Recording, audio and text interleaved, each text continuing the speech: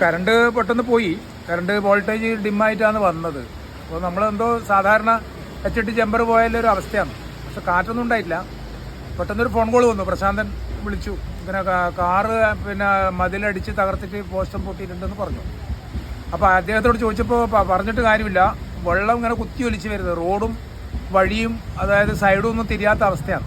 അപ്പോൾ സാധാരണ ഒരു വലിയൊരു വളവാണ്. ഡ്രൈവർമാർ വളരെ ശ്രദ്ധിച്ചു പോകേണ്ട ഒരു സമയമാണ് ഇപ്പോൾ.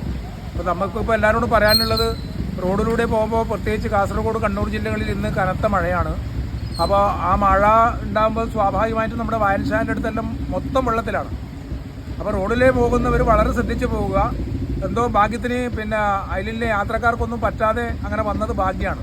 ഇപ്പോൾ കാറിൻ്റെ മുകളിലാണ് ഇലക്ട്രിക് പോസ്റ്റ് ഉള്ളത്. അപ്പോൾ മൊത്തം ഓഫാക്കിയിട്ടുണ്ട്. ഇന്ന് ഈ ഭാഗത്ത് മൊത്തം ഇരുട്ടാണ്. ഇപ്പോൾ നമുക്കിപ്പോൾ ഒന്നും ചെയ്യാൻ കഴിയില്ല. കാരണം ആ രാത്രി ലെൽമേന്മാരെ സംബന്ധിച്ച് അവർക്ക് പണിയെടുക്കുന്നതിന് ഒരു പരിമിതിയുണ്ട്.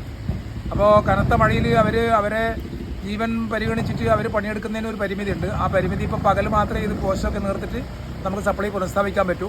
ഇപ്പം പരമാവധി ഒരു 100 കമ്പിയും പൊട്ടിയിട്ടുണ്ട്. അപ്പോൾ അതെന്തെങ്കിലും ചെയ്യാൻ പറ്റുന്നുണ്ടെങ്കിൽ ഈ ഭാഗത്ത് മൊത്തം കറണ്ട് ഉണ്ടാവും, അല്ലെങ്കിൽ ഇരുട്ട് തന്നെയാണ്. അപ്പോൾ കാലവർഷം വളരെ സജീവമായിട്ടില്ല. അപ്പോൾ എന്താണ്, പഴയ കാലത്തെ ഓർമ്മിപ്പിക്കുന്ന രീതിയിൽ വളരെ കുത്തിയൊലിച്ച് തിമിർത്ത് പെയ്യുന്ന മഴയാണ്. അപ്പോൾ ആ മഴയിൽ റോഡും പിന്നെ വഴിയും ഒന്നും തിരിയാത്ത അവസ്ഥയിൽ സംഭവിച്ചതാണിത്.